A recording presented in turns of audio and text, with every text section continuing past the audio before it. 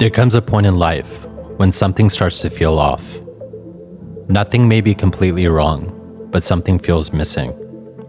You start craving change, a different environment, a 2.0 update of yourself, a chance to step outside the life you've been repeating and enter something completely new. I had reached that point. I didn't want to travel. I wanted to leave my old world behind. New surroundings, new people, new influences, new conditioning. So I booked a one-way ticket to Bali. I barely knew anything about it. I watched YouTube videos, had countless back and forth conversations with ChatGPT, and eventually decided to leave everything I knew in Texas and go as far away as possible. But before I left, I started removing pieces of my old life.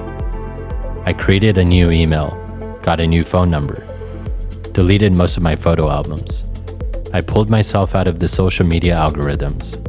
I even stopped listening to the music I was used to. I wanted to change what I saw, what I heard, what influenced me, and what felt familiar. If I wanted to become someone new, I thought maybe I needed to change the inputs that had created the old me. So the reprogramming began. I chose Ubud because I wanted to disappear into the jungle. I didn't want to keep up with the chaos of the world. I didn't want to meet people. I wanted to hear my own voice, to become my own friend, to observe everything with fresh eyes without feeling I had anything to give back. And then suddenly, I was there. The flight took almost 24 hours, but somehow the whole thing felt like it happened in seconds.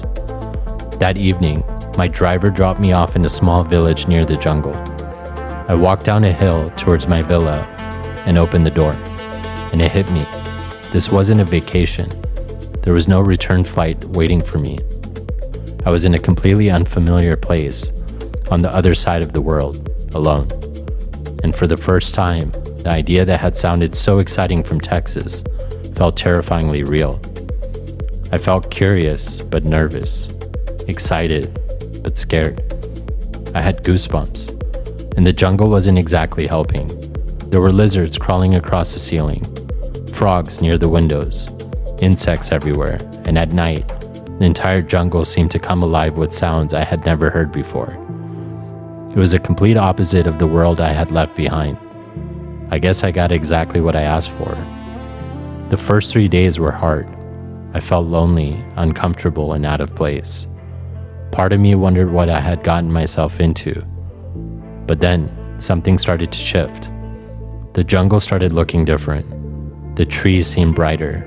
The environment started feeling almost magical, psychedelic even. What had felt foreign slowly started becoming my new reality. And I started noticing little things. My breathing, the sunlight coming through in the morning, the sounds of nature waking me up.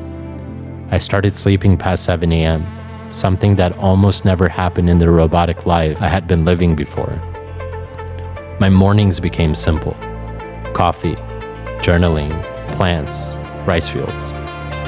There was no news reminding me of the chaos happening somewhere else in the world. No early morning meetings, no pressure to immediately respond to someone, no feeling that I was already behind before the day had even started.